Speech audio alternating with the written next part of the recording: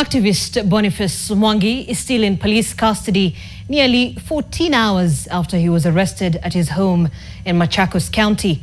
The apprehension was reportedly due to his calls for Kenyans to join the Standard Chartered Marathon and peacefully protest against the government. NTV's Brian Mushiri now reports that the Law Society of Kenya and human rights activists have strongly condemned the incident and challenged the legality of how it was handled. This CCTV footage of activist Boniface Mwangi's home shows 6 people, 5 men and 1 woman at his residence in Machakos, some minutes past 7 a.m. on Sunday. Minutes later, the people believed to be police officers lead Mwangi away and drive off. He was at home with his sons. My son watched all this. What happens to children, our children as they're growing up, watching these things happening, not knowing whether their father is going to come back home, not knowing if he will even get to where he's going. Boniface's wife, Njeri Mwangi, as well as other activists raised alarm, claiming that it was an abduction.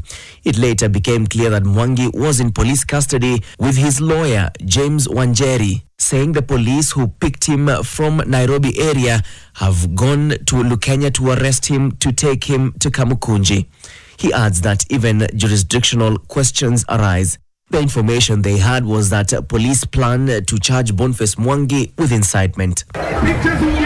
This comes after the activist, through his official social media platforms, called on Kenyans to hold peaceful protests at the StanChat Nairobi Marathon under the hashtag Occupy StanChat, which is part of the wider rally by a number of Kenyans demanding that President William Ruto should leave office under the hashtag Ruto must go.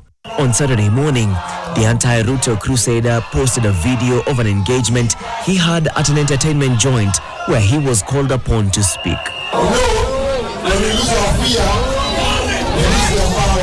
So we must come together to ensure that. In another post on Saturday afternoon, the activist urged his followers to show up for the marathon with attire, opposing the Kenya Kwanza regime in peaceful protests. He said the protesters cheering would motivate and energize the athletes and help them reform the country in the process. Some of the attendees of the marathon and observers decried the heavy police deployment at the marathon, which was cited as being a way to counter the planned infiltration driven by activists. Law Society of Kenya President Faith Odhiambo decried the manner in which Mwangi was taken away. She holds that he should have been summoned to a police station near him and taken to court. We discourage what is happening in our country.